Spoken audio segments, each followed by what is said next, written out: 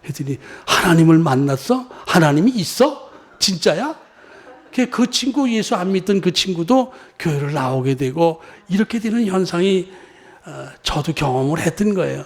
이 애통하는 과정, 절실히 회개하며 애통하는 과정을 겪게 될 때 위로의 복을 받게 되는 거예요. 성령을 받게 되는 거란 말이에요. 그때 받은 경험, 이것이 그 뒤로도 들락날락 하면서 기복이 있었지만은, 그러나 그러면서 하나님께서 여러 번 나에게 그런 경험을 하게 해주시면서 신앙을 잘하게 해주시고, 근데 그때 그 경험이 내 하나님으로부터 받은 복의 시작이 되었던 거예요. 그래서 그 영적인 애통의 신앙, 이것은 결코 재앙의 시간이 아니고 축복의 신앙의 시작인 것을 우리가 알아야 돼요. 그래서 애통하는 자는 복이 있나니 저희가 위로받을 것이요, 애통하는 자는 복이 있나니 저희가 성령을 경험하게 될 것이다. 성령 충만해질 것이다. 이럴 때 통회자복하면서 하나님, 내 죄성을 발견하고 하나님으로부터 죄 용서함을 받고 축복이 시작되는 것, 그것을 우리가 이 시간 깊이 깨닫고 경험하시는 시간 되시길 바랍니다. 우리 같이 한번 복창하여 애통하는 자는 복이 있나니 저희가 위로를 받을 것이며, 이 체험을 하는 저와 여러분 되시기를 주의 이름으로 축복합니다.